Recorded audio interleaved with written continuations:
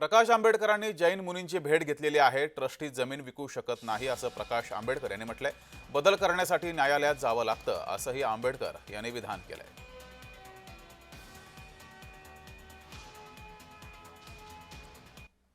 Charity कमिशनरकडे Maharashtra trust act जो आहे, Bombay public trust act जो आहे,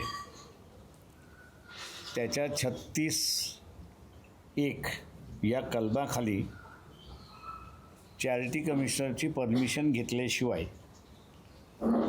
तिला विकता येत नाही अशी असणारी परिस्थिती आहे। त्या ट्रस्ट क्रिएट करत असताना एक ट्रस्ट डीड असतं। त्या ट्रस्ट डीडमध्ये बदल काही करायचा असेल तर फक्त त्या राज्यातल्या हायकोर्टालाच बदलण्याचा अधिकार आहे।